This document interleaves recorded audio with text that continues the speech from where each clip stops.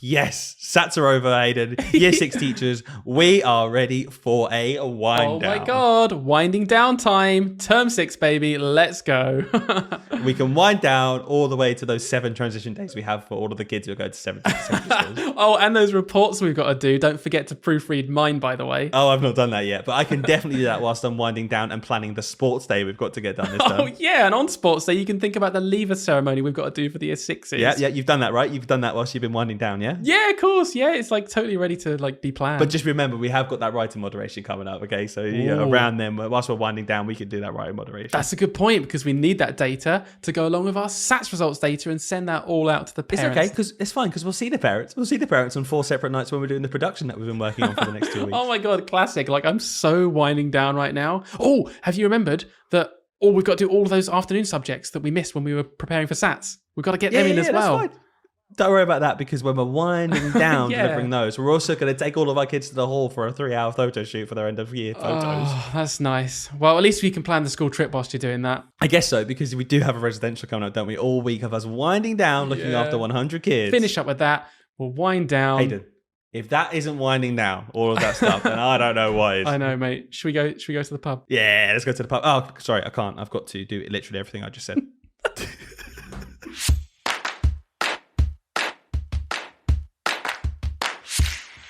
Hello, everyone, and welcome back to another episode of Teach, Sleep, Repeat. My name is Dylan. And my name is Forehead Hayden. Forehead Hayden. Yeah. It's crazy, Hayden. You can lean forward so much, and it still looks like you've got the same amount of forehead. I genuinely, a child said that to me today, funnily enough. I get ripped a lot, don't I? It's really bad. I was going to say, at what point in the year do you lose all respect? Your children lose all respect for you? I will say it did start from another teacher saying it first, saying, oh, let's stare over there at Mr. We're doing production practice. Stare over there at Mr. Stevens' head. You can either look at his face or the shine. Yeah. So either. Both as interesting as each other. Yeah. I'm going to come in there on that point because I had a fleet of children come up to me in my classroom asking me, why is Mr. Stevens up in the hall? I was like, what? What are you on about?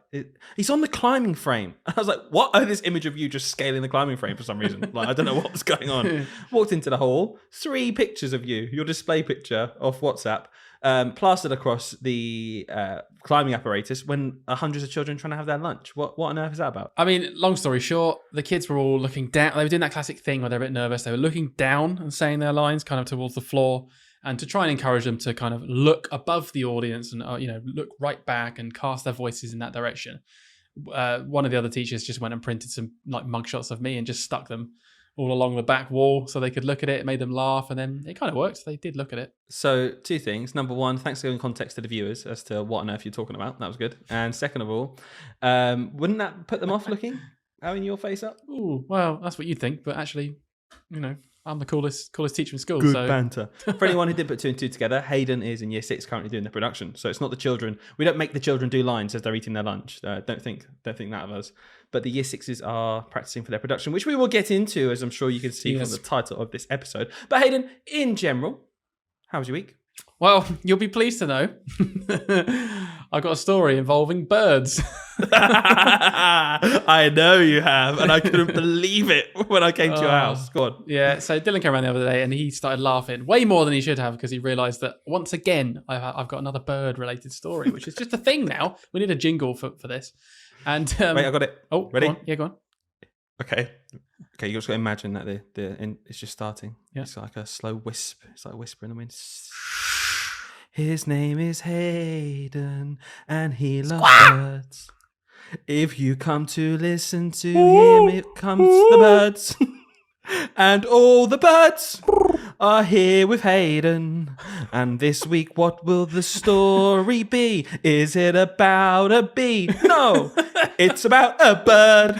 Yeah, I tried to do bird noises while you're doing that, and I could only think of 3, and one of them was an owl. So, can't think of birds.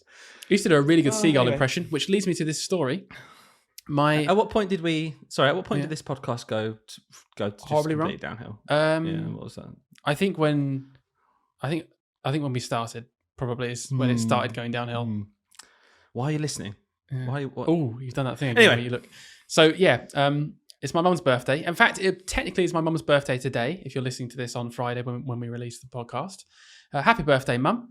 Happy birthday. Not that you listen. She doesn't listen. Doesn't listen.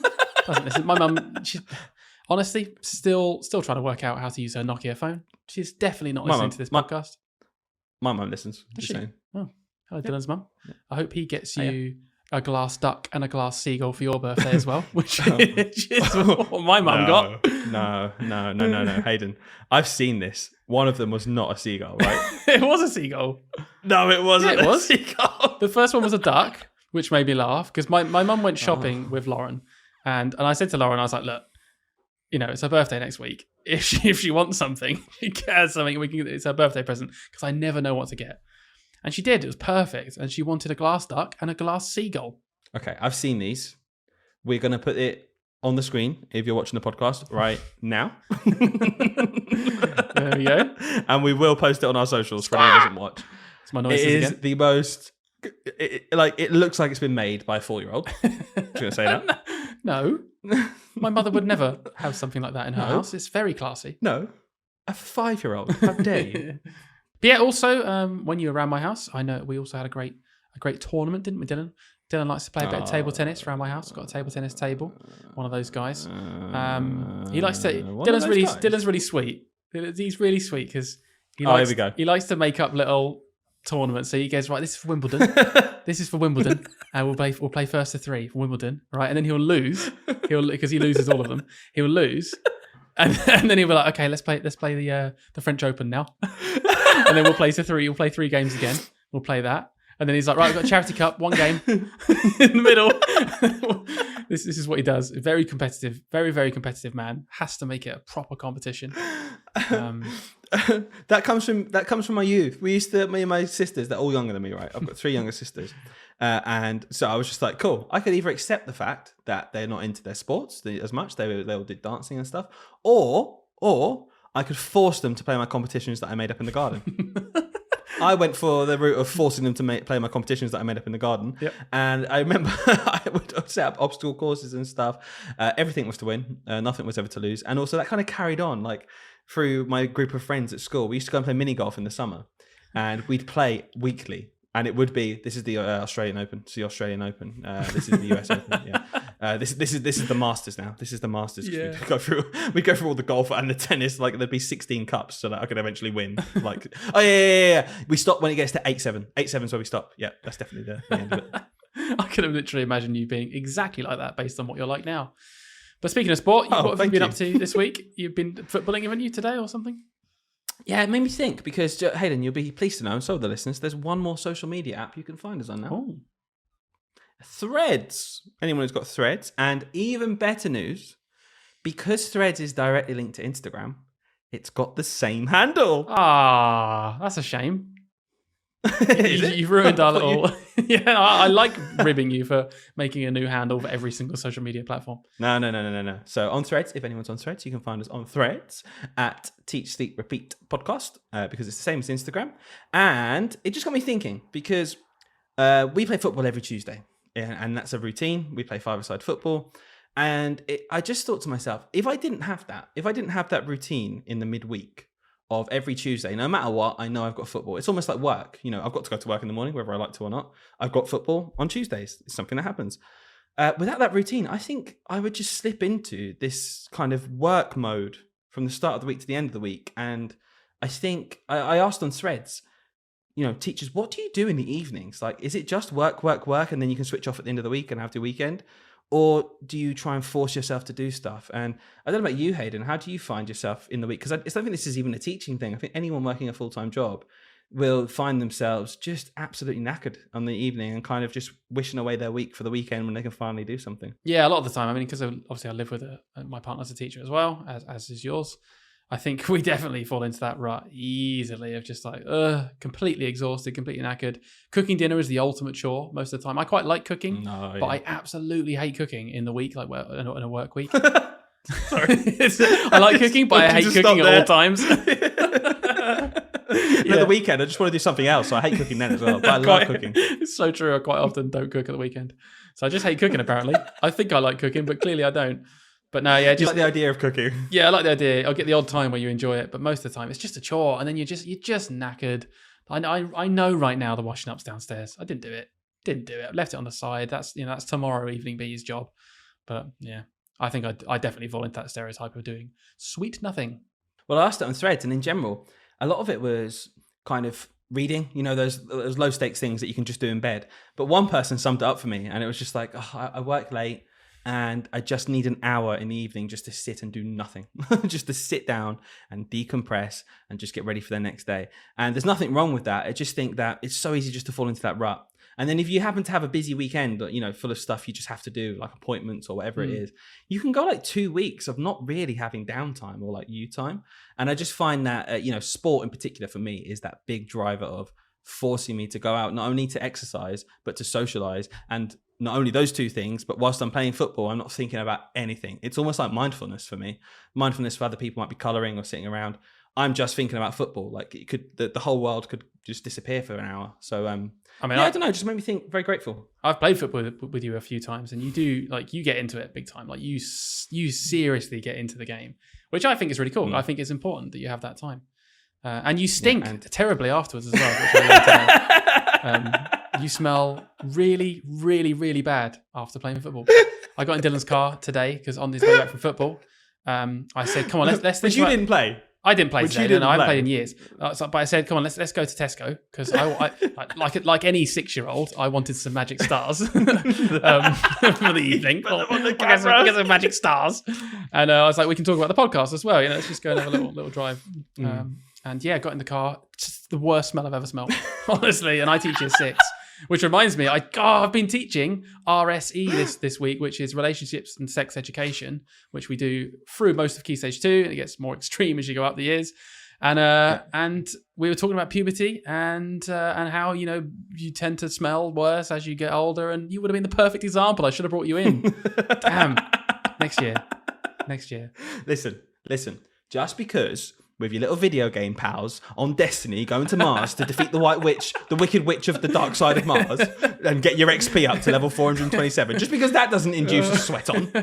I mean, don't come to me. It does. It depends how tricky the content is that we're playing, Oh, I've been grinding for 6 hours. Oh, I'm sweating so much. Bring me some magic stars, love. I need some food. It's like, it just reminds me of, just the classic South Park clip, that episode where they're all playing games and just exactly that, just sweating, playing games for like 20 hours. Solid, yeah. I've got one last question before we move on and we get into the bulk of it. Yep. Can you tell the viewers how many hours of RuneScape have you played in your life? Oh, God. Back in my childhood and early adulthood, really, or mainly childhood. I think people would be shocked. That's maybe what I'm asking. How many days? I don't know if I want to say. What game time? This is pathetic. How much time have you played? This is pathetic. Playing the game. Go on. Well, it's 10. He doesn't want to do it. No, I don't. It was over a year. It was over a year. My game time. This is more than a decade ago as well. So this is like even more concentrated into a much shorter period of life. This is not like a game I've played forever. So, this is what you get for calling me smelly, by the way. Yeah, look at you getting spiteful. Yeah, you're a nerd. You were 20 years old, right? You'd spent 1 year playing this game, right? Yeah, a whole year game time. But you got to remember, 7 years of that was spent sleeping. Yeah, I was going to say, in a year of real life, I haven't spent a year playing real life. You spent 7 years sleeping, probably another 6 years at school. Yeah, and the rest of it. 1 year playing RuneScape. Yeah, exactly. Yeah. Okay, that'll teach you. I tell you what, teachers out there, write into us because I want to know: is it just me? Am I the only person that still plays games, or am I a sadder with my magic stars and playing games? What do you guys do in your spare time? I know Dylan's already said this, but I'm going to pretend it's my idea now. What do you do in your spare time? Write in, let us know, and if it's something funny or embarrassing, we'll pick on you and we'll put it on the podcast. And if it's something if it's something not remotely interesting or funny, we'll ignore you. Yeah, for being a normie. Right, guys, let's move on to the bulk. End of term, end of year. Let's go. Welcome back from the jingle. In that time, Dylan wiped his head with a towel because apparently sitting there is making him sweat. Good old summer evenings. Viewers, there it is. Bloody hot in here. Wiping himself down. Anyway, welcome back. That's all I've got to say. Dylan, take back over, please. Fantastic. Thank you. That's why I'm the lead anchor.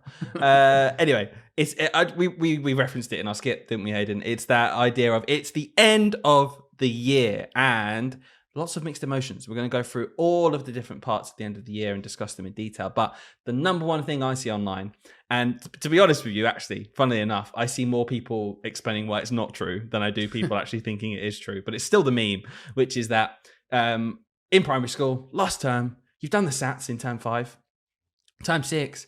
It's the easy road, right? We're just winding down. Right, Hayden? How you feeling? Year 6 teacher? We're just winding down. Yeah, it's fine. We're just winding down. We haven't got like 19 things to do. We're just winding down. No, it's good. Not got 19 things to do. Yeah. But in all seriousness, Hayden, what's your opinion on summer 2? Because mine is that it's as busy, is not busier than anything. It's definitely as busy, and I think it's actually probably because quite often the timetable gets changed up. And there'll be a lot of other things that just come into play that aren't necessarily, they might not even be things where you have to put loads of planning in and there's loads of marking at the end, but they're just different and they just take a different mind space to keep on top of and organize. Not that I do much of that organization because I work with a fantastic team who do it for me. I have a very good head of year, but for that person in particular, it can be really, really stressful making sure all these different things happen. Yeah, and there is a balancing act, especially for those head of year 6. I mean, it's just different in year 6. No matter what people say, summer 2 is different for everyone, but especially year 6 because transition's such a bigger thing, in my opinion, and it has such a bigger impact on the curriculum. So, in general, Hayden, just for all the listeners who aren't necessarily working in schools, what do we see in summer 2 that we don't necessarily see in the other terms? Well, there's, I can talk about it in 2 layers really, because obviously there is year 6, and year 6 will have things like a graduation quite often, or some sort of leavers celebration that's just different to other year groups. And that's usually not just like a really simple little thing. There's often quite a few like layers of what needs to go into that. They'll make like end of year hoodies. They've got to organize a shirt signing day. We're going to, if you're a church school, you quite often go to a church and do a little sing song there or some sort of ceremony. And then there's the year 6 production, some sort of performance, and oh, it's mad. And obviously transition day, they go to another school and they come back, and then you've got to the whole like behavior management. I find is so different in term 6. Because the kids come back and they're ready to go, and I don't blame them. They want to go to secondary school now. The expectations feel different to them, and they're just a few things. Then you've got obviously like sports day. What else? I can't even think of some now. You probably got some on your mind, but there's just all these little things that come into play.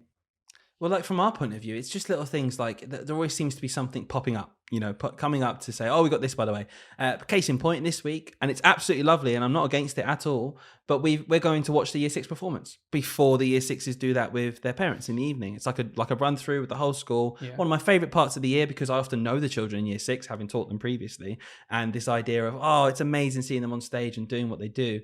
But, that does have an impact on the children's routine. And I think the biggest thing that I noticed in summer 2, this last term, is those routines are stretched to the max. And I know as teachers, we really focus on trying to keep those incredibly high standards, keeping behavior exactly where it should be. But children thrive off routine. And as soon as that routine is busted, it is an uphill struggle trying to keep those children on side. And I'm sure every teacher in the country right now is thinking, my goodness, behavior.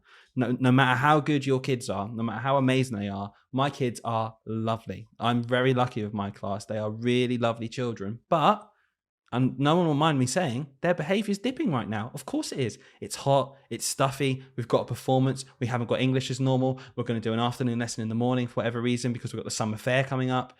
All of these things just add up to, summer fair. All of these things just add up to children's routines going, and therefore behavior dips, and it's just inevitable. And what I want to say is, if teachers are thinking that, especially ECTs, I've seen a lot of posts lately about behavior saying, "Oh, guys, I'm really struggling. My class are lovely, but behavior lately has just gone to pot."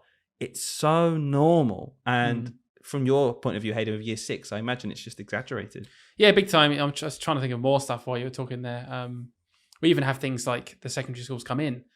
And it's not one secondary school. Kids are going to like 12 different secondary schools. So they quite often book a time to come in, and those kids have to go out and like meet this little team and stuff like that. And we arrange extra transition days for children that have those additional needs. And there's all these just so many things. And every week you think you've got the plan for the week. And it's like, oh no, this is happening as well now. And you're like, oh yeah, I didn't factor that in. I've still got to teach this history topic. On top of all this, I've still got to like teach the curriculum, which is obviously something you do. Which leads me to, I guess, a discussion point about term 6, which has caused a lot of debate, I guess, online and in the career, which is it acceptable in term 6 to traditionally wind down and maybe reduce the maths and English you teach, reduce the curriculum you teach in place of all these other things? What do you think? I think the answer has to be yes. When these other things, it's a caveat, okay? Mm-hmm. When these other things are vital, and I know it's a bit of a cop out because well, what's vital then? That's just nonsense. I think as much as possible, we should keep the routines in place, and that is English, maths. I think we should continue teaching English and maths because there's always more English and maths to teach. Like just because we might think that we've taught the curriculum up until the Key Stage 2 SATs, there's always going to be things that we can teach these children to further their understanding of mathematical knowledge and English and reading and writing and touch we can do that links into transition still, I think. But I really value those other things like the end of year performance. I think children can get so much from that. And I think it's very easy sometimes for people on both sides to say, oh, it should stay exactly the same because English and maths is the most important thing and we need to make sure it's still delivering the whole curriculum. And I get that. But I think the idea of there'll be children in every cohort, every year group, who will thrive in that environment of putting on a show. That will not thrive in the environment of academia necessarily in the classroom. And there'll also be children who make such progress with their confidence. And I'll always remember because I did drama in GCSE. Before that, not remotely confident. Now, can't stop talking. You won't get me off this podcast. Shush, I'm talking.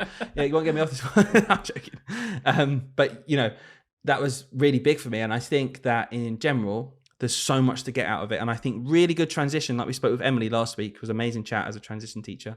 Really good transition can be really powerful and put them on the right step for the next few years. So, in answer to your question, I think, yes, these things are vitally important. I think that just as teachers, it's a juggling act and it always will be. Yeah, that's it, isn't it? Really, it's a juggling act. There is a line. There is a line at some point. I don't know where that line is, in which it probably is quite bad if you're not teaching any maths or English. In terms, there's a point where you can't justify it anymore. Is what I'm trying to say. But you can be like, yeah, but we're doing this and these are all great experiences. I'd be like, well, yeah, but we are. You do have to teach the national curriculum.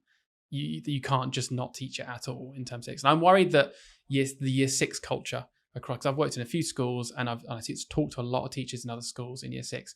And I do get the gist that the general culture of year 6 is, SATs is done now, who cares? No more maths and English. Bye. We'll just do other stuff.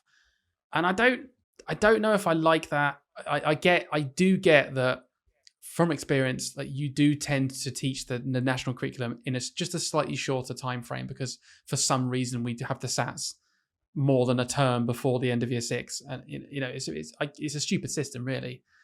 But I don't know, I just feel uneasy about this precedent that it sets to the children that the only purpose of learning this stuff is so you can pass tests. And after that, it just doesn't matter anymore. Like you just mess around for a whole term, then bye, off you go to secondary school with this terrible now feeling, I guess, towards these subjects. I don't know, it just feels a bit weird. If you break it down, there's two things I want to make a point to there, because if you break it down from if you don't do maths or English in term 6, now I don't think lots of schools actually do this. I think they do a little bit of maths or English. But imagine you don't do maths or English for term 6 because you think you've done the SATs. Those children won't have done maths or English for 14 weeks before they go to secondary school. 14 weeks. Now, we've had children before go on holiday for a week and a half, come back and we thought, gosh, they're a bit behind and really had to try and catch them up. 14 weeks of no maths or English, then going straight into secondary school and thinking, oh, okay. And the other thing that I wanted to say is I think there's really important now to kind of separate two things, because I completely agree with what you're saying. But what you're not saying is that those schools wind down. I think there's two different things here. Those schools stay as highly, working as hard as possible, but just on other stuff. You're not saying, oh yeah, this culture in year 6 is they just wind down and don't worry about maths or English. No, they're working just as hard, yeah, it's true, but on other things. That is really true, to be fair. Genuinely true. Because the kids don't actually do nothing in those scenarios. They are still doing things. It's just that the focus is no longer the SATs. The focus, like you said, might be something else, like building confidence. I actually wrote down some pros and cons of specifically thinking about the production at this point, but it kind of just applies, I guess, to those typically like more creative kind of end of year 6, term 6 kind of activities. I want to share them with you. So I wrote down some pros as development of confidence, as you've already said, creativity and expression, because maths and English, when it gets really heavy, maths and English, I do feel like they're not the most creative, expressionate subjects. You do miss out on art and DT and all that kind of stuff. And I feel like with productions, you get way more opportunity to do that sort of stuff, and you get lots of kids that then thrive in those situations. And also teamwork. I have always found that the end of term in all of the year groups I've taught, for some reason, just teamwork comes into play way more. And I always think, oh, we should be doing this all year, like encouraging this really good teamwork. But it only seems to happen in term 6. Say same teamwork again. Teamwork. And I was trying to get away with it in a little pause. No, yeah, but in terms of the cons though, and I don't know, see if you agree. The time commitment with productions involved for whoever ends up planning the production is absolutely horrendous. Absolutely horrendous. There are a lot of schools nowadays that are just saying, no, we're just not doing a production. We're just not doing it anymore. I've heard of it. There's been loads online this year that have been like, nope, we're not doing a production this year. It costs the school quite a lot of money, usually, to buy in a script, unless you're lucky enough to have someone write it, which is quite uncommon because that's a big old job. And God, just the amount of time that has to go into it outside of school to get everything ready is just it's completely unreasonable. And I think it's so fair that people say, no, we're not doing one. And if anyone goes, oh, well, you should be doing it for the kids. Okay, you do it then, honestly, because it is nothing to do with my job. It's nothing to do with our job. It's completely out of paid hours. The whole job is already paid for. Do you know what I mean? Like, that's the way I feel about it. It's almost like a favor. It's like, this is completely extra. I don't think it should be an expectation.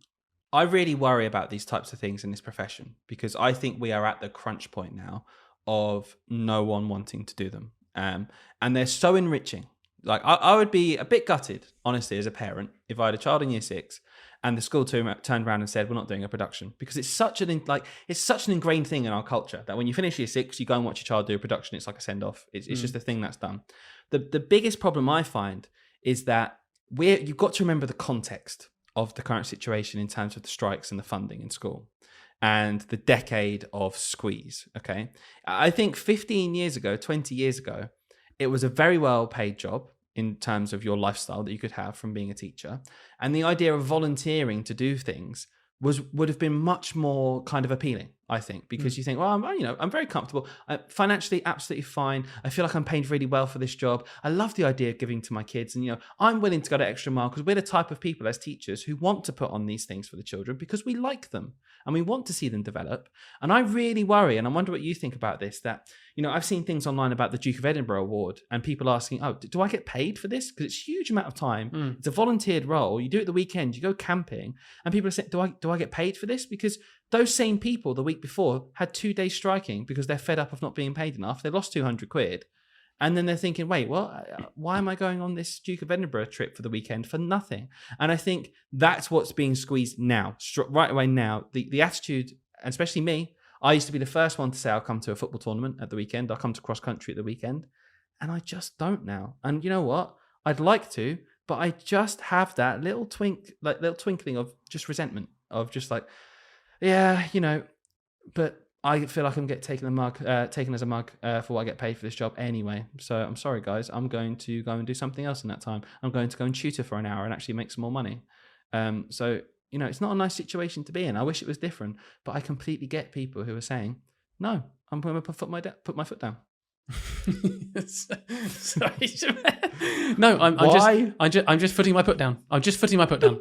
Okay. Why can't I get through an episode just saying words properly? My good friend James, I'm going to say it now because this is a really good time to say it.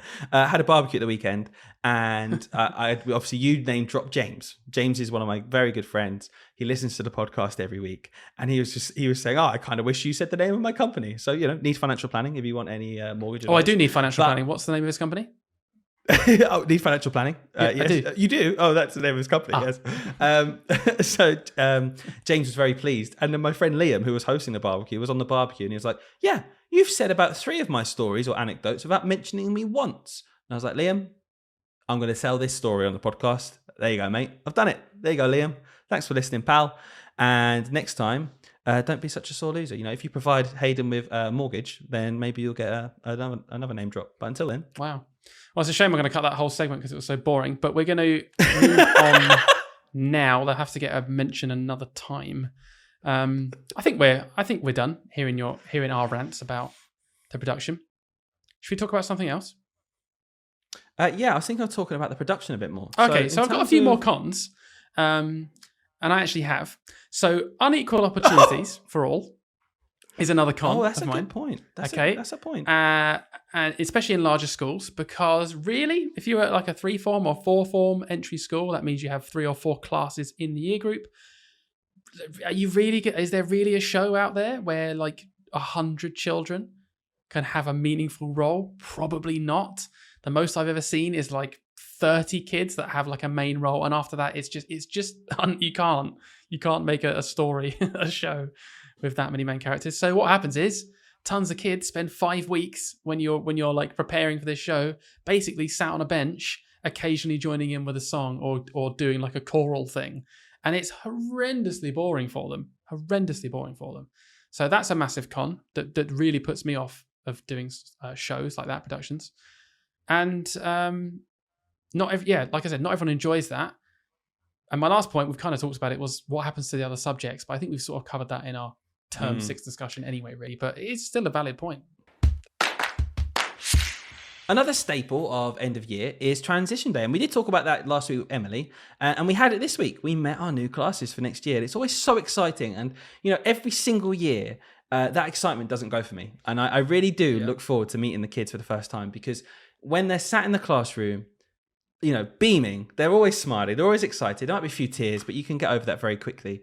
I absolutely love transition day. I love meeting my new class. I love getting to know them. How did you find it, Hayden? Because obviously you're still in 6, so you had a lot of children who I've taught previously. Yeah, exactly the same. I don't know what it is about transition. A lot of teachers get really nervous, and I definitely have had those nerves in the past years, but they've kind of gone now. But I absolutely love transition day for the exact same reason as you said. I mean, we've got a bit of an advantage, I will say, because being one of 2 male primary school teachers in the school, it just is an advantage. For some reason, it's like the scarcity, is that the right word? Yeah, it's like the scarcity of you're one of 2, so I want that one because there's not many of them. And they just immediately are like, oh, I've got that teacher. It's Mr. Stevens or it's Mr. Price, which is always a really nice feeling in a selfish way. But they're on their best behavior. So you get to see them in their absolute best light. They couldn't be more happy and excited and intrigued and curious about being in there. I love meeting the kids. However, I will say, not the best start this year. My kids have already completely and utterly rinsed me. Already. My next class. There is such a theme here. Are you just like, you must be so lovely and approachable that they just think they can absolutely rinse you? Yeah, but not in like the classic. When they really get to know me, maybe I'll make a bold joke, and then they're like, "Oh, okay, we can make bold jokes because he made a bold joke. Like that's acceptable." It was nothing like that, because I would, at this point of the year, I'd actually say to them, that's rude. Like, you don't do that, because we haven't made a bond yet. You haven't got mutual respect. Like, you don't do that. That's not how you start a relationship with someone. However, my job share teacher, who was also in for transition day, put together just a really small get to know you quiz, just something fun to get them into the afternoon. And she did message me first and said, can I get them to guess our age? And I was like, yeah, go for it. But I know what's going to happen here. She knew what she was doing. Oh, yeah. So just for context, Julie, who I think listens to the podcast as well. So hi, Julie, and thanks for doing this. It's very funny. Lovely Julie. Do you know what, Julie? Can I say very quickly, Julie, the queen of the meme, I must say, the queen of the meme. If I get a message from Julie, it's going to be some kind of meme. Wow, and she never messages you, so that's weird. So she put together this little quiz, and just for context, and she won't mind me saying, she's 38, I'm 30. So she put, the first question was, how old do you think she is? And it was on Kahoot, so there were 4 options on this quiz, and they were 27, 30, 38, and 44. And it was the same options for both of us. And they were very kind to her. And I mean, she does look very young anyway. Julie does not look 38. So the kids naturally went for 30, which was probably an appropriate guess for what she looks like. And it was like, okay, fair enough. Okay, or they're just being nice because, it's transition day. I was thinking, right, they're being nice. Comes to me, right? Same question, same options. I was standing to the side of the classroom at this point, kind of looking over the shoulders of a couple of boys. And I watched this one boy, and this is what he was doing. If you're not watching, then tough. He was going, Hayden's hovering his finger over 2 options right now. Yeah, hovering his finger over 2 options. I looked at them a bit more like, squinting, have a look. 44 and 38. I was like, he's wondering seriously. Oh, which one is it? And then confidently, yeah. 44. I was thinking, all right, yeah, cheers, mate. Yeah, we've got the funny one. Got the Joker in the classroom, have we? Looked at the screen. It shows the results. 50 to about 60% of them, 44. I was like, okay. And they weren't even ripping you. They were like, Jamie, like, yeah, I know. Some of them might have been trying to be a bit funny. That many of them, though, no. There's not 50% jokers in that classroom on the first day. That's ballsy. They just thought I was 44. Oh man! So I cried and I left. Yeah, well, on that note, I guess, because I'm thinking about how I was on transition day, because I assume you obviously didn't take that to heart. You weren't then mean to the children. No, this of course is mean not. to me. I don't care. And it made me think about when I was in the classroom with the children, because it was the first 15, 20 minutes of them being in the room. And I don't know about you, but on transition day, there's a lot of different things that you can kind of do as a teacher, and there's always a lot of teachers asking online, well, what's a good thing to do in transition day? What's seen as a sensible thing to do with your children? And for right or for wrong, and I'll be interested what your opinion is, Hayden, I make it my aim to make sure those children can go home, and when their parents say, oh, you met your new teacher, how was it today? I want the first thing they say to their mum or dad or whoever it is asking them to be, oh my gosh, it was the best. We did this, like overwhelmingly positive. Yeah. And as a result, I think perhaps maybe sometimes, I don't know, but this is just the way I am, and that's what I think works for me. I am overly silly, overly, ridiculous, and just constantly trying to make them laugh, trying to be a bit funny, but also, setting those routines and those standards. And I think you can do both. And I wonder what your opinion is, Hayden, because there's a lot of chat in the teaching world about where's that line? Where do you go? Well, there's an old saying, isn't there, Dylan? And I know you would have heard it. And most teachers out there will. If you want not a teacher, you might even have heard this phrase anyway, which is, don't smile until Christmas. That's a very old piece of advice. It was actually some advice I was genuinely given really near the start of my career. Don't smile until Christmas. And breaking that down, all it suggests is you don't do what Dylan has done there. You go in very hard with your expectations, very stern. You don't show your nice side yet. You don't make them laugh because you set this precedent, which is going to work in terms of they're going to be a bit more, a bit careful about how they behave in your classroom. They have very high expectations of themselves, thinking, okay, this teacher's strict, like we've got to work hard this year. And the idea is that's going to be better for you in teaching them, which isn't strictly untrue. But I don't like it. And I think it comes back down to, I think we've had this conversation in the past of like this whole demanding respect versus earning respect kind of thing in my head. And I think that falls into the category of the whole mantra of like, I demand respect and this is how I do it. I don't really like it. I do think there is an element of it, which is true. Like, for example, earlier when I said I would be cross if someone made a bald joke to me in that new class. Versus someone in my current class, I wouldn't be cross at all, as long as it was in the right sort of time and place, and they need to understand that context. But I would be cross if it was a new one, because I'm like, you haven't developed a relationship with me yet, which means you're literally just taking the mick to try and get a rise or try and get a laugh out of other people. That's not nice. That's not how humans are supposed to interact. So I would be a little bit stricter in that scenario, but I certainly don't follow the advice of don't smile until Christmas. I don't think new teachers should be given that advice. I think it's poor advice.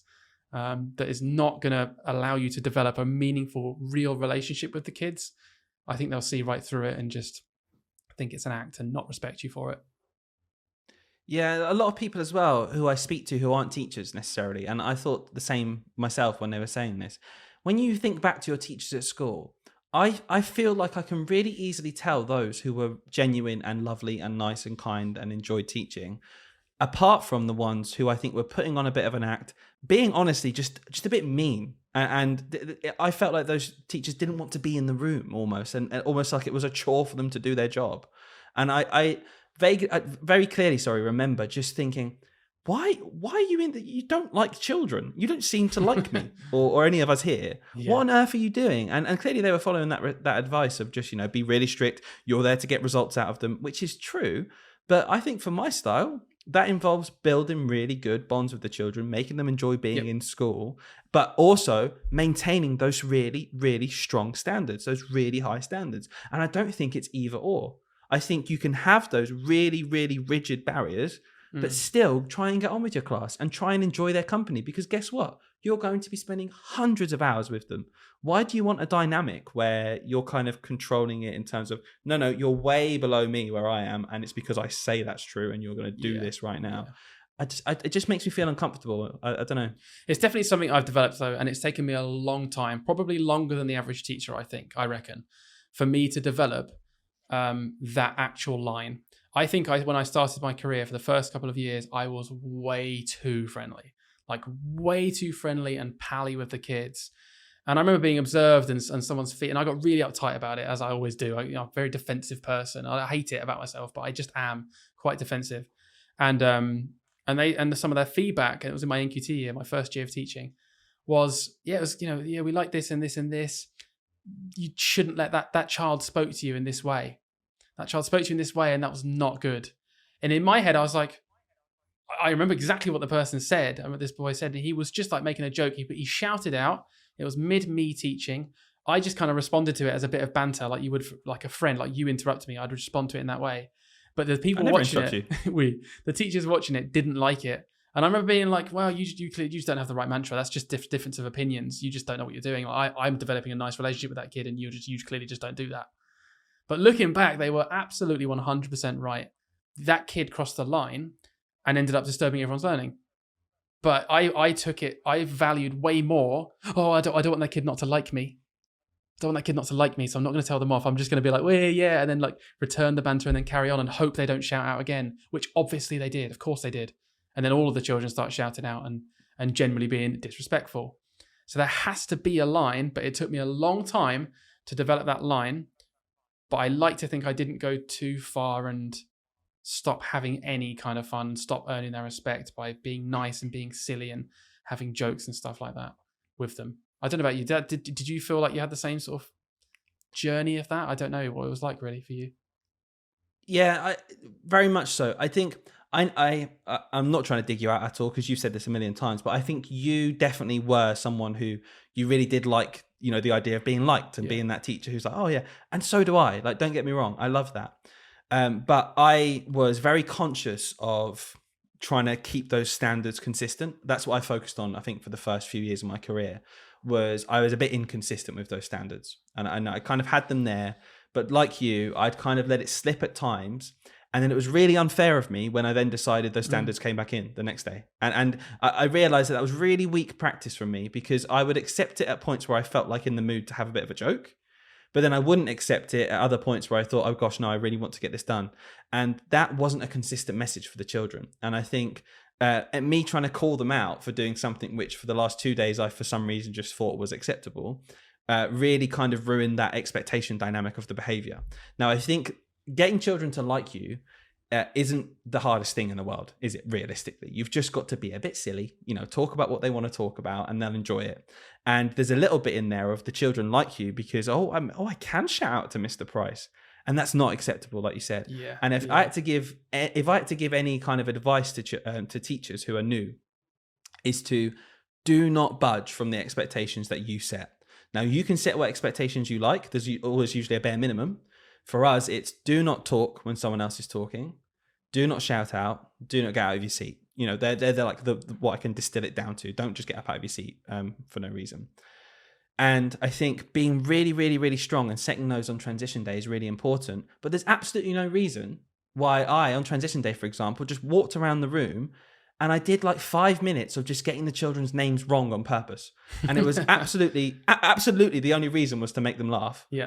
And, just getting the wrong letter at the front and then calling someone. I had for the first time, I had about 8 kids in my class where I've taught their older siblings, where I've been teaching for long enough now. So I spent the whole time calling them their sibling's name, and they loved it. And it was hilarious to them. And they're like, what? That's not my name. That's my sister's name. What are you doing? But it was funny. But if someone then shouted out, and they said, oh, my name's... I very quickly said, oh, no, we don't do that. Yeah. If I'm talking, you've got to listen. Yeah. And if I'm talking to you, you can talk. And if you've got something to say, you can stick your hand up. And if we have time, we'll talk about it. But you can't shout out, can you, Jenny? And I'd get their name wrong. And they'd laugh again. And it was fine. Yeah, but exactly. Still just getting those expectations in line and not budging from them. But it doesn't mean you don't have to smile. Yeah, I agree. I love that approach, by the way. It's something I try to do all the time. when you want to say something serious, and just reading the room as well. Like you got to know the kids. Like I've got boys in my class over the years, certainly, who just don't want to tuck their shirt in. Obviously, I was like that. Why would you want to tuck your shirt in? It's not comfortable. You don't care what it looks like. It's a uniform. Like, why would a kid ever care about that? Which I fully empathize with, right? But rather than just constantly being, tuck your shirt in, and being like strict, I always say, oh, whoa, nice dress. Are you going to tuck it in? Just something silly, if they got a long shirt on, because it's like, it looks like a dress. And then I'm like, hey, you got your big shirt on, you grow into it, whatever. And they're just like, it's funny, but the message still gets across. Like, oh, you're calling it a dress, but it's just a shirt. Yeah, okay. So tuck your shirt in now. And then it's dead serious, like you said. But if they didn't then do it, I'd then immediately flip back to, okay, you actually got to tuck it in though. Can you get that done before you sit down? But I like the just approach of trying to be a bit like, a little bit silly. This is in jest. I'm not constantly telling you off. We can be a bit silly as long as you actually follow the rules and be sensible. And I think, like you said, Hayden, that's what took me a few years, and maybe for you as well, is being really consistent. And I just want to go back to that point again for anyone listening who's thinking, oh gosh, I want to be that teacher who's nice and and cares for their children, because I love these children, I love working with them, and I don't want to be seen as this wicked person who's just constantly moaning at them. I think it's not easy, and it will take time, and it will take a few years probably for you to absolutely get it right for you, but consistency is the number one thing I'd say. Is if you say something is expected in your classroom, it has to always be expected for everyone. And if you have any exceptions, then you can deal with that. You can deal with that child in whatever way, deal with each child individually.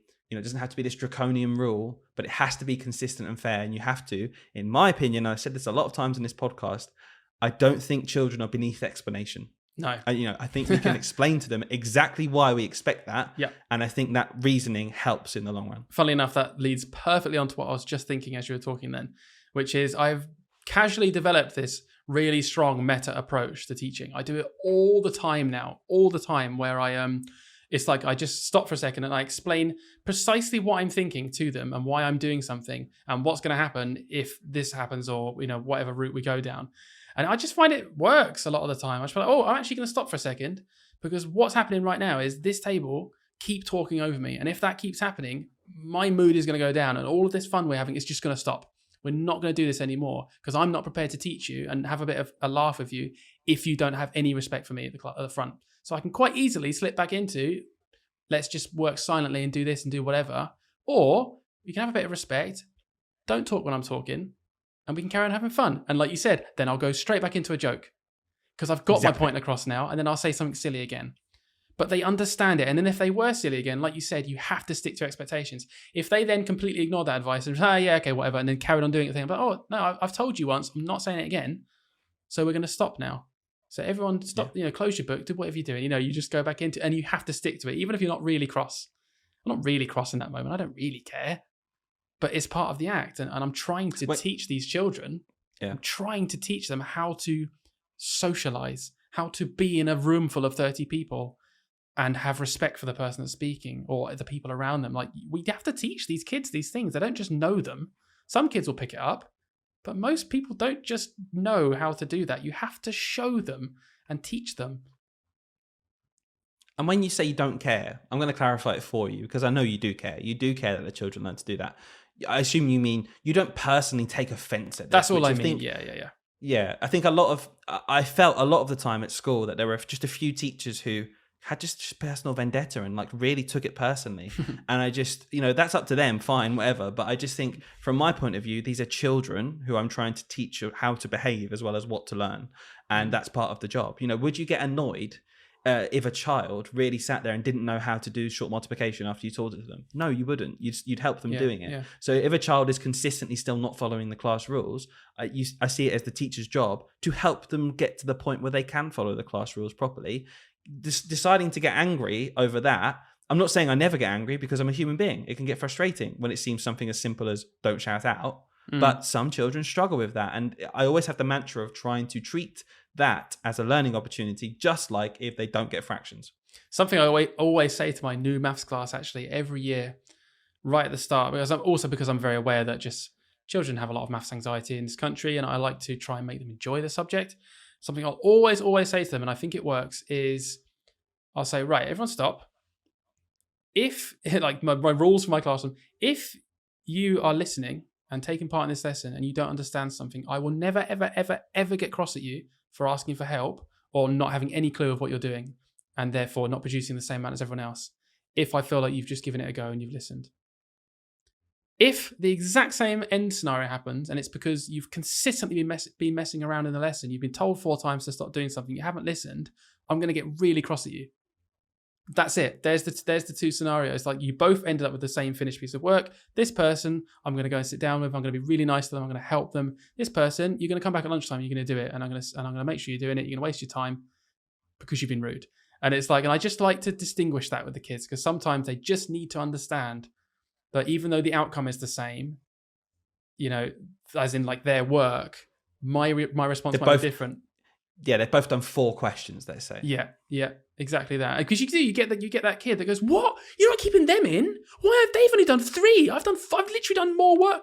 Always get that kid, don't you? That is such a good impression of that kid. We know that kid. Everyone knows that kid. But they literally look at that. He's copied. He's done 3. And I'm thinking, like, he doesn't know. It's like, yeah, they copied because they're really struggling and they're really anxious now about getting it wrong because they actually just want to do the right thing. They've been listening really hard. And I'm not going to tell them off because I know that. But this kid sat here is like, oh, that's just not justice, is it? I've done more because they think the only important thing is the outcome in the book. And I think that's like kind of, honestly, by the profession, we drill that into them a little bit because it's something I've changed in my career off my own back because I don't like it. And it's linked exactly to what you just said. A huge thing said to ECTs, and I can see why, and it does work to a degree, is you always set expectations when you start a task. So you'll start a task off and you say, right, I need everyone to get to at least question 5. And the reason that we're taught to say that is so that every child has something to work towards. Yep. But who are we kidding when we pretend that that's an acceptable thing to do in terms of differentiation and children's needs and children's ability to get that far? You know, exactly what you just said. One child might get to 5 and I'll let them go to lunch if I'm using that old rule. Another child gets to 4, but has worked so hard and you know, maybe it's just a bit slower because they're really taking their time. They're thinking what's the best use of the conjunction maybe in that sentence. And I've completely flipped how I do that now. And I say something really simple to the children, but I still say it every day when we start a task. I say to them, okay, guys, we're about to do the task now. And I'm watching all of you working. And if you work hard for the next 15 minutes, that's amazing. Thank you so much. If you work your hardest and try your hardest for the next 15 minutes, that's all I want from you. But if I remotely think that you're not working hard, you're being a distraction to your partner, or you're not putting your top effort in, then that's when I'm going to have a problem. And I'm going to have to talk to you and ask why it's happening. If you're stuck, put your hand up and I'll help you straight away. Or I'll get your partner to help you, or I'll sort it out. So I've just flipped that. I think it loses a bit for some children because some children do like question 5. But you know what? I go up to those 3 kids and I say, I think you can get to question 5 today. Yeah, exactly. Or I'll draw, I'll just draw a little line. Yeah, exactly. And I think that's when you're starting as an ECT. Cool, set that. 5 questions, awesome. But don't be afraid to move away from that once you learn your children and once you know what they're up to. And you can actually know, for this child here, I'm going to work with them and I'm going to say to them straight away, we don't have to get to question 5 today. We're going to do as much as we can. And that child's immediately at ease. Yeah, no, I agree. I couldn't agree more. And I think my sort of practice has changed in the same way. I try not to do minimum expectations anymore in terms of like quantity of work. And it is just about quality of their effort and the work they're producing. I agree. So Dylan, I know you really want to talk about the kind of like the saying goodbye part of the end of term 6, but there's just one more thing because it's super relevant right now, particularly for year 6 teachers, is SATs and SATs results. So at the end of term 6, you get your SATs results for the school, which can be the cause of a lot of stress, a lot of pressure, just like mixed emotions. And we quite often see online in Facebook groups, some of the admins will say things like, please just bear in mind, like not everyone's going to be, don't brag basically about your SATs results. Not everyone's going to be in as good position as you. And some people are going to be feeling really rubbish about the results that they've got and they're just not going to want to see it. But it is a big thing. Our SATs results came out this week and everyone's worried. I can't pretend I wasn't worried. I'm not going to say like, yeah, no, it's just cool. It is what it is. Of course I was worried. You taught these kids for a whole year and we know that's the big thing that we have in year 6. And it was quite scary. But one thing, I did want to talk about was Sophie, as in Sophie Bartlett, who we interviewed. I hate the word interviewed. We need a better word. Interviewed. We had a chat. We had a chat with with Sophie her. a few episodes ago. So go back and listen. It was a really good episode. She number one now, by the way. Number one. It's overtaken. is it our Dylan's obsessed with our stats. It is our number one. I love numbers. Number I love one numbers. listen to episode. So big up Sophie for that one. But she released an analysis today, which was really a really good read. She actually released it on the Learning by Questions website, which is quite cool. And yeah, anyway, so in her analysis, it was really interesting because this year, and a lot of you might remember from one of our earlier episodes where we talked about how difficult the reading paper was this year, and it caused a lot of controversy.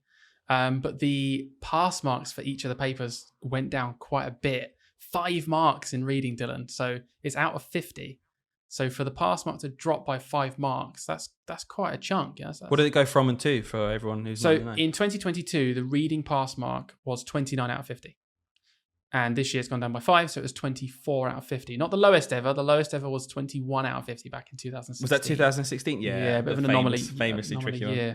Yeah. So I just thought that was really interesting, and it went down in the other papers as well, all except for a +1 in the grammar, punctuation, spelling paper, which is out of 70. So going up by 1 mark is very insignificant, really.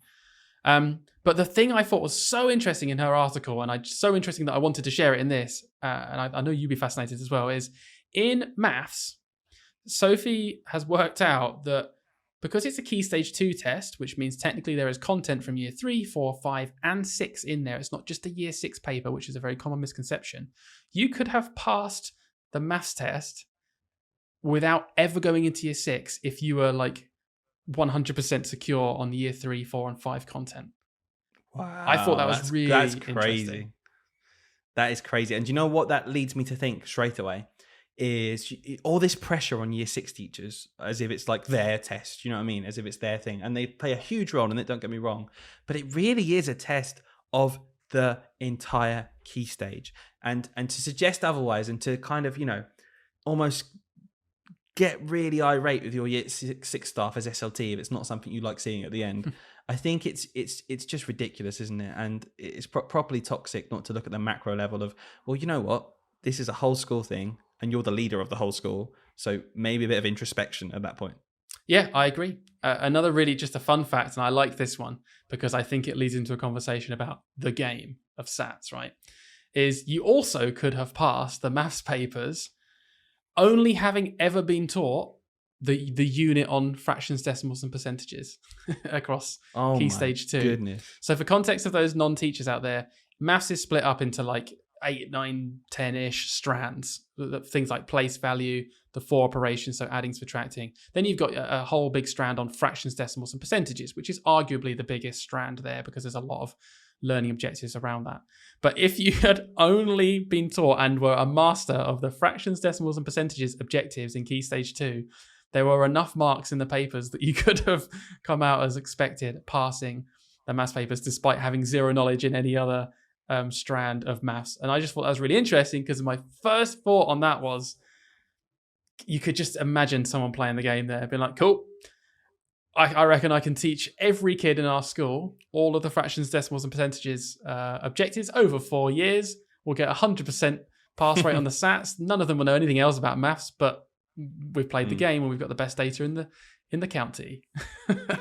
It really plays into that thing we talked about, doesn't it? Of is it acceptable to drop the curriculum if you think it's not worth it for the SATs? It's that thing of, and yes is the answer. If this is what we're judging teachers off, if we're judging schools off this, of course it's going to happen that staff think ratio and proportion. Nah, that's worth like 3 marks. One mark. Yeah, let's do another week on fractions, decimals, percentages, because guess what? It can literally be the difference between passing or not. So until the system changes, we're always going to have these stories. And do you know what? I can't blame them just because I don't think it's true. Would I fall into that same trap in that same school with same SLT putting pressure from the top down? Probably. Yeah. Probably, yes. Yeah, of course you would. Of course you would. And it's so true, isn't it? 1 mark. Question. Strands of maths to get you 1 mark. I value intrinsically as less valuable. So that's less important maths to learn. Of course it's not. Terrible. There is no hierarchy. Like, not really. I guess you could put like the foundations up there, like your 4 operations, just knowing how to calculate with number. But Yeah, well, Sure. I don't know. It's just weird, isn't it? But the SATs definitely plays on that. Even in my mind, as a maths lead who's passionate about it, it definitely impacts the way I think about what units should be taught because they get more marks in SATs. It's terrible. I read a story online about someone who got beckoned into the office. This is a bit of a mini toxic SLT now. Got beckoned into the office this morning because of their SATs results. Okay, achieved very well in writing. Achieved very well, which they'll know of because it's all moderated and kind of done yourself. achieved very well in maths. You know, over 70%. You know, over the national average. GPS over the national average, but their reading was in the 60s. Yeah. Okay, so it's a bit lower. So beckoned into the room. This is not acceptable. How on earth could these children come out with this in reading? It's terrible. Not one word about anything else. Not one word about anything else. Just absolutely rinsed in the morning. End of the year. Nothing left to do anyway. The results are already in. I can't get my head around these types of leaders who, instead of ever thinking, what could I have done? You know, what could I have done as the leader of this whole entire school? Yeah. That my cohort for the Key Stage 2 SATs over 4 years has come out significantly below average on reading. It's the year 6 teacher's fault. What are you doing, you absolute idiots? Get me there now. It's true, though, isn't it? So toxic. They have been the leader of that year group for the whole 4 years, technically, because they're the head teacher or whatever. Yeah, it's such a good point.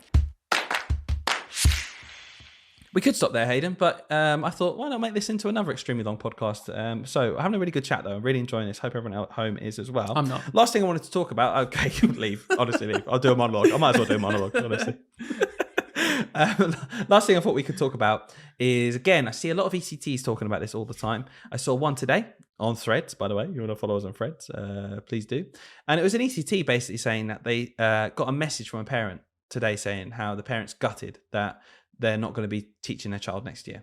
And they really hoped that it would. And they spent the afternoon in tears, you know, sad about the fact that, no, in a good way, very happy with the compliment, but just sad that they're losing their first class. And I want to talk about saying goodbye because, you know, as teachers, like we said, Hayden, we always pride ourselves, don't we, on trying to build a bond with as many children as possible, spending a lot of time with these kids. And the idea that the end of year, I don't know, but it comes around so quick. As soon as we're in term 6, I kind of was in school today saying, guys, I've got like 6 days left teaching you. And they were like, yeah. And it was just, it was crazy for me to think about how, yeah, woo! It was crazy for me to think about how quickly it's come around. And, you know, saying goodbye, it's not nice, is it? Once you've built that relationship with those children.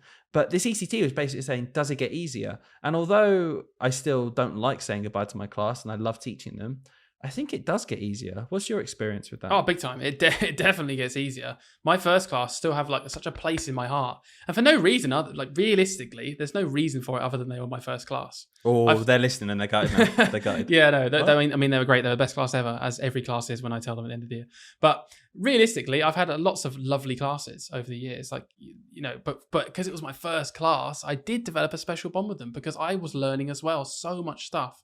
And it's different. But when you're a seasoned vet like we are now, it is. I'm less emotional at the end of the year because I'm just, and I know you're going to make this point because you're really passionate about purposefully not, you explain it. You know what I'm going to say. So talk about how you feel at the end of the year and what you actively don't do with your class, which I probably would have done in my first year. Yeah, I think it's like we said, you know, that idea of you're starting off, you want them to like you. I really, really, really believe passionately that no matter how well or how good you feel about your class or how gutted you are about them leaving, as the teacher to not join in with that conversation as much as they are. Because it's very easy when they're saying, oh, you know, and they do say this every year. They say it to every teacher. It's not just me. It's every teacher. Like, oh, can you not come with us to year 5? Who's our teacher going to be? They're worried about, they don't know it's before transition day. Maybe you could come up with us. Yeah, I hope you're our teacher again. And it's very, you can accept that. You can say, oh yeah, no, that would be lovely, wouldn't it? But you know what? You're going to love year 5. You know, it's very different. It is very different, but you're going to meet some amazing teachers. There's going to be so many people, so lucky to be taught by all of these different teachers. And especially at the end of the year when they're maybe a little bit upset about the fact they're leaving you. And you also wish that you were going up with them maybe sometimes, depending on the class or the child, and you really do miss them. I let them know that, but I always caveat it with, how amazing it's going to be for them next year. Because what I don't want to do is kind of lead them down the path of, oh, I know, yeah, it will be worse, won't it? Which would be very easy to do if you wanted to take all the praise and feel good about yourself. Oh, yeah, but it's not going to be me, guys. So it's going to be worse, isn't it? It'll be all right. Exactly. I think you very, very actively have to just step out of that and step out of your ego, if that's something that's driving you in that moment, and put the children first and really big up where they're going.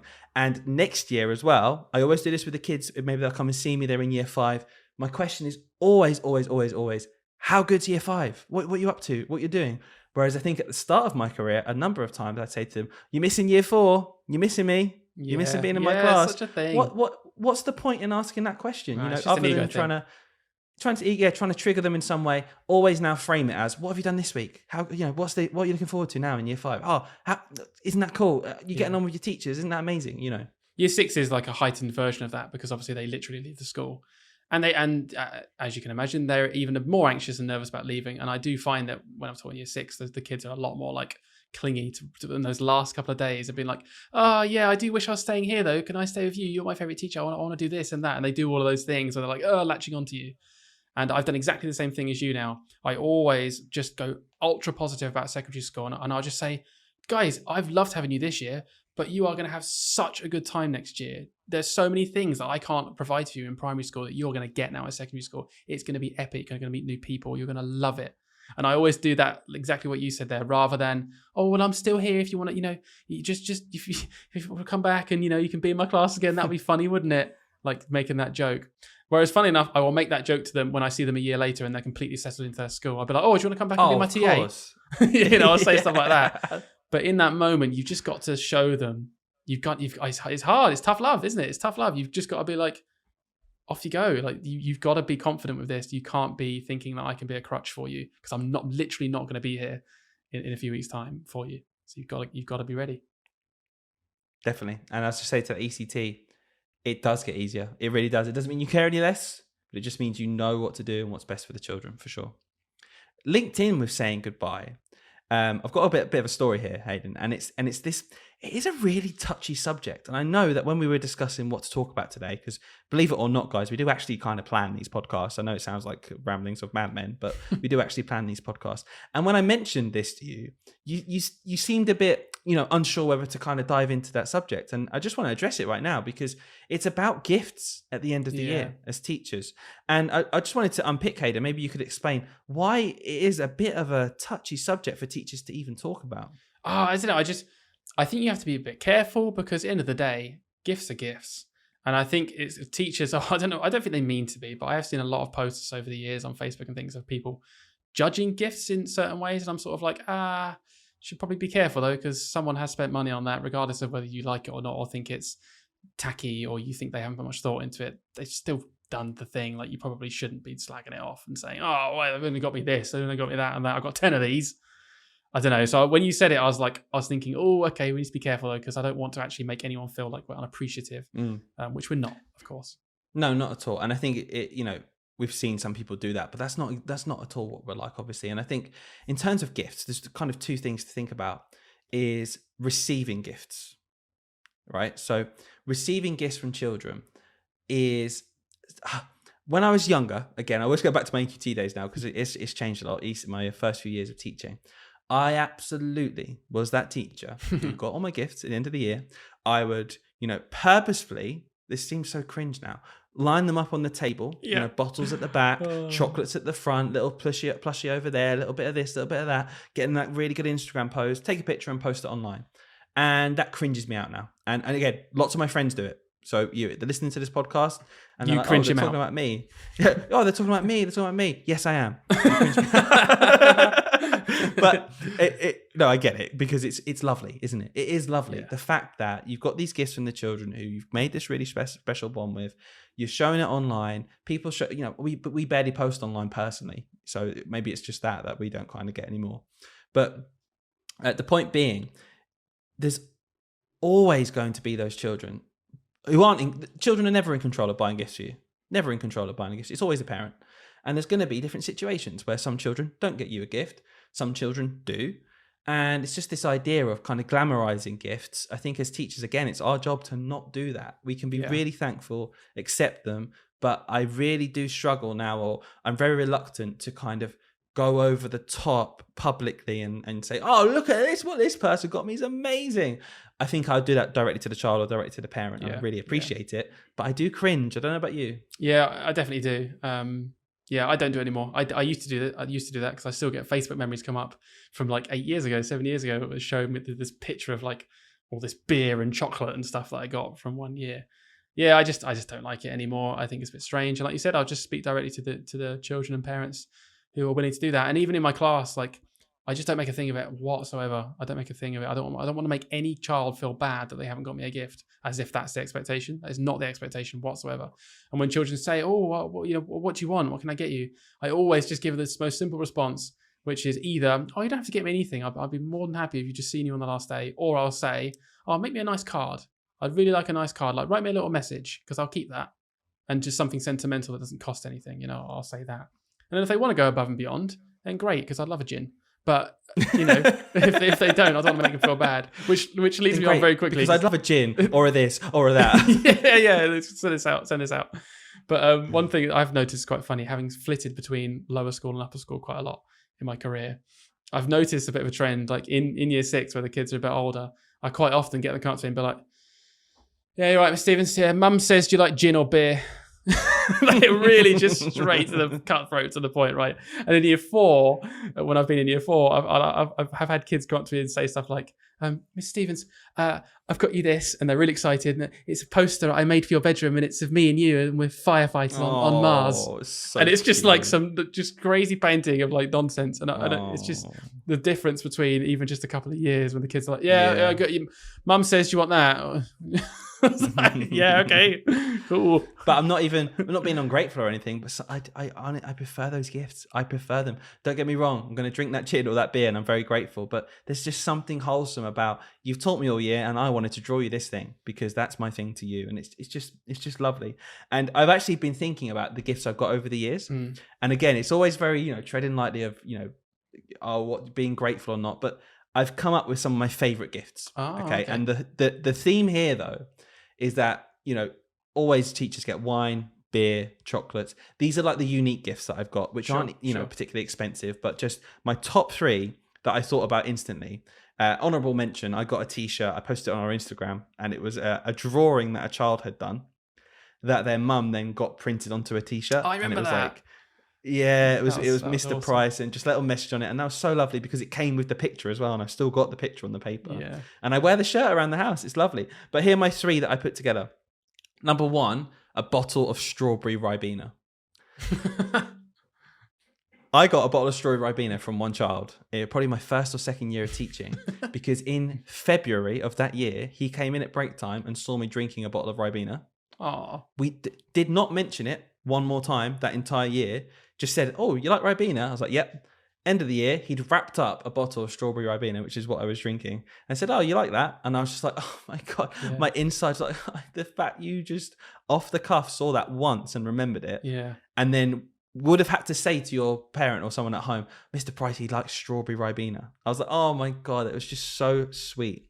Number 2, a jar of pickles, a jar of pickled gherkins, because I told my class the story of why my nickname was Gherkin, and they just thought it was hilarious. I'll tell you one day on the podcast. So a child at Christmas brought in a jar of pickled gherkins wrapped up.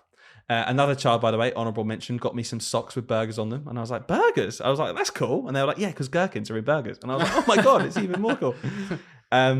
And the last one, and I guess the most sentimental one, I suppose, that I just loved, because it was just the thought, again, was just, I was in school, it was one of the last days, again, not making a fuss about anything, but when there's 6, 7, 8 bags on the floor next to your desk of gifts, the children notice that, right? And always that day, you'll get like a little something from a kid who just wants to give you something because they're like, "Oh, I've not got something for you. I want to give you something." This child had got the most scraggy piece of paper from like the like tray of scrap paper, scribbled on it, "Dear Mr. Price, thank you so much for teaching me, blah, blah, blah, blah, blah." And then had 5p in their bag. and they sellotaped 5p to the bottom. Oh no! So they had That's 5p. so cute. They sellotaped it to the bottom, and they were like, "Here's my gift to you." And I was just like, "Oh, thank you so much." And again, not degrading the other gifts, but those kind of moments there where, you know, pure thoughtfulness from the children. Yeah. I think that's the biggest gift that the children can give us is, you know, when they're so grateful and thoughtful, and you know, that's where it just feels nice. It's the doesn't it? thought It's just that lovely counts, idea. as they say. But it is. It really My is. top three, And, whilst you did that, I quickly wrote some down. Top three, I got a wig last year. That's nice. There we go. Year before that, someone came in with shampoo, bottle of Head and Shoulders. Oh, a for bit me. of theme here. And the same year, another child came in with a nice wooden hairbrush. So, Oh my goodness. as you can tell, kids are probably more sentimental for me, I guess, than you. I think they're probably Oh, yeah. nicer than your gifts. Yeah. No, but in all seriousness, I've had some really nice stuff. I still literally have a pillow on my bed that a child. Well, I say the child. I think the mum knitted it for the child, but well, not knitted it, but they just sewed on Mr. S on the front. It was a really nice pillow. I still use it on my bed. It was great. Still got a coaster from my first year of teaching that a child made me. And it was reasons why we love Mr. Stevens, and it was like 3 just silly things that happened in the year. It's just nice, isn't it? They're just little things. It's not about the sort of monetary value of them. No. It's just it's Although the thought that we do accept checks. counts. Yes, checks are great as well. Oh dear. I've seen a lot of people actually lately have sent letters out. I always worry doing it because I'm kind of assuming someone's going to get me a gift, so I don't like putting that out there. But I've seen people do this to good effect, and it's just, you know, if you were thinking of getting me something, please don't feel the need to do that. But if you were thinking of doing something, I'd love you to donate to this charity. And I just think that's really nice, isn't it? That's such a lovely idea. And, you know, is it something I'd do in the future? Maybe. But just this idea of, you know, as teachers, we are absolutely not expecting gifts at all. Yeah. And we're very grateful for them, but it's not something that we expect or think differently of anyone for not doing. And we're just very grateful for those who do. Controversially, I don't like it, and I'd never do it. It makes You me don't? I don't like it. It makes me feel awkward. And I think it's the first thing you were about to say, which was Yeah. I think it ironically sets a weird expectation. And 2, I don't know what it is. I find it really hard to articulate, but it just makes me feel weird. It's like, I don't want your kids, because the ones that were maybe going to do something thoughtful, I don't want that. Just chuck some money in the charity instead, and I don't have to have any of your tat. I get this weirder feeling that that's like a message that comes across. Maybe I'm thinking too much into it, because obviously giving money to charity is nice, but it makes me feel a bit strange. So I usually just avoid that, even though I'll big up someone else for doing it.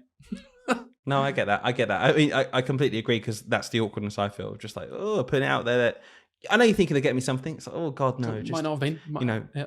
And I was going to get you some nice little thing. Now I've got to chuck a tenner in a charity thing. Yeah. My kid was actually going to do this little picture for you. So, Yeah. Yeah. I suppose they can do both. I get it. They could do either, can't they?